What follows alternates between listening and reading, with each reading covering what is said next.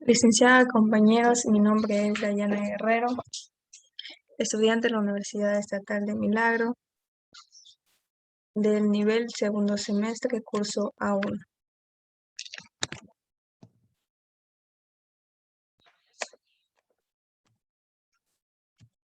Yo les hablaré del segundo periodo, de tema el auge colonial.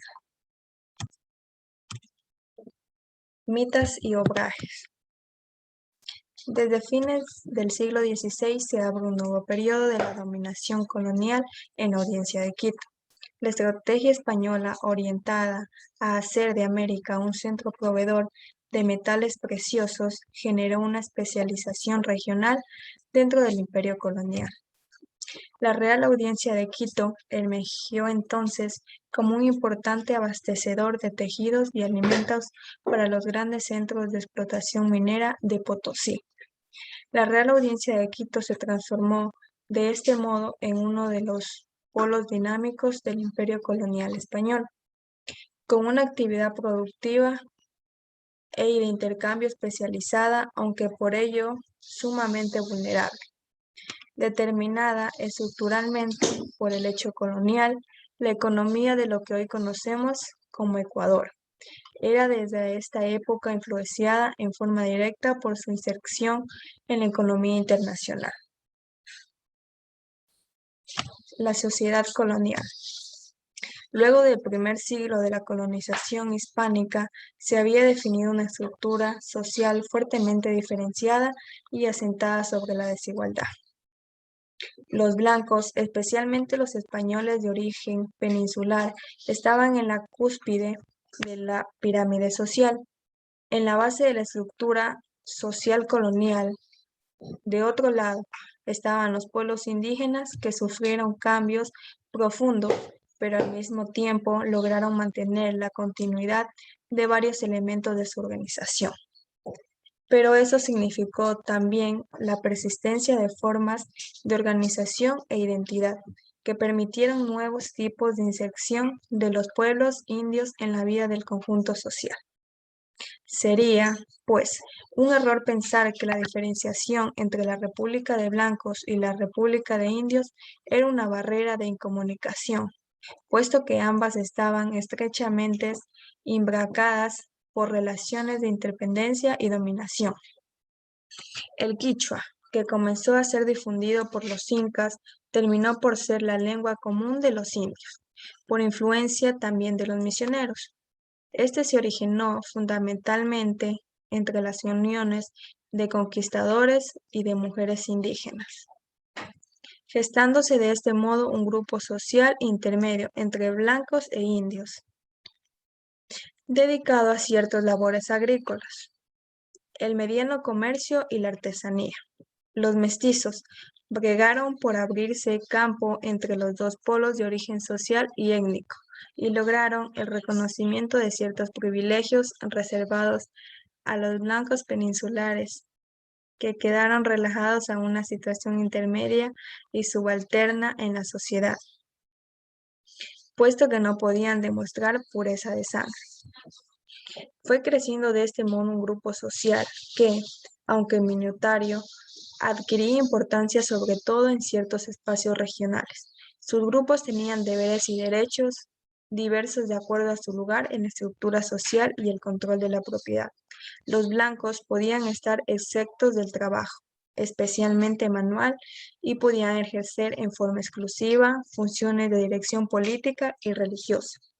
Los mestizos, que no pudieran ser reconocidos como blancos, ejercían ciertos oficios, pero estaban excluidos de la educación formal y las funciones públicas.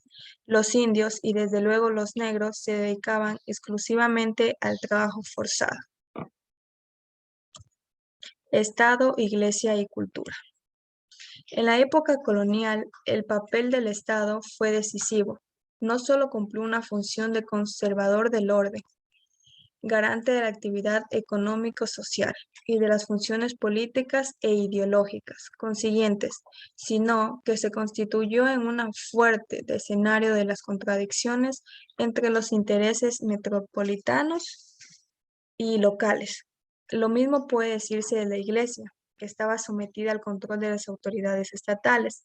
En efecto, gracias a la concepción del Papa, los soberanos españoles ejercían el derecho llamado al patronato sobre la Iglesia americana. Como los patronos se comprometían a protegerla y dotarla de recursos, al tiempo que ejercían celosamente las atribuciones de nombrar y remover funcionarios, inclusive de exponer sobre cuestiones de culto. Junto a esto, la Iglesia fue adquiriendo cada vez mayor poder económico hasta transformarse en el primer terrateniente de la audiencia. La Iglesia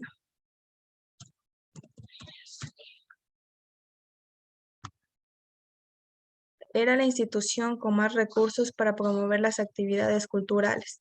En realidad, una de sus funciones básicas, entre los más notables intelectuales de la época, estaban los clérigos y algunas monjas. Las manifestaciones artísticas se desarrollaron bajo la protección de los conventos que demandaban obras con motivos religiosos destinados a la evangelización. Recuento del periodo. Entre la última década del siglo XVI y las primeras del siglo XVII, funcionó el pacto colonial que caracterizó al segundo periodo de la época de dominación hispánica. Hubo entonces una notable continuidad de la vida política y social de Quito, marcada por la relativa estabilidad económica y social, al tiempo que se robustecía el aparato burocrático colonial. Se profundizaba también la diversidad étnica, sobre todo el mestizaje. La administración del presidente Miguel de Ibarra, que en 1606 ordenó fundar la ciudad que lleva su nombre, en los años 30 y 50 hubo dificultades económicas y se acentuó el acaparamiento de tierras por los españoles. Quito fue azotada por sequías y pestes que obligaron a organizar la atención hospitalaria. También hubo cierto auge en la producción artística y literaria. En las décadas siguientes, hasta finales de los 70, las erupciones del Pichincha destruyeron buena parte de Quito y otras localidades. La última década del siglo fue la sequía, agravada por un terremoto que destruyó la Tacunga en 1692 y que se repitió en 1698, causando graves daños a la ciudad, así como a Ambato y Riobamba. Comenzaba a sentirse la contracción económica que se agravaría en el siglo siguiente. Con todo ello, sin embargo, las actividades productivas y comerciales eran aún grandes.